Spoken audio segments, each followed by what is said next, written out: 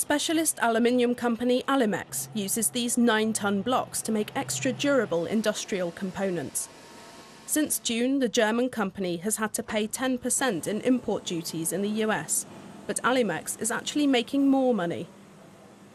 That's because the tariffs in the US market have pushed up the price of aluminium. It's one reason the company's CEO wants to increase production at its plant in South Carolina.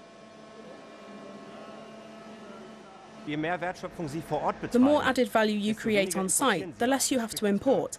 That's how it is for Alimex. And the tariffs will lose their effect in the future, because the more we produce on location, which Trump also wants, the less significant the tariffs are monetarily. The US operations only account for 10% of the company's total revenue, but that will soon change. The share of the American operations in our total global business will certainly at least double in the coming year. By that I mean the revenue. The profit will increase more. Demand is rising. The company's special aluminium is required in medical technology, as well as solar cells and cars.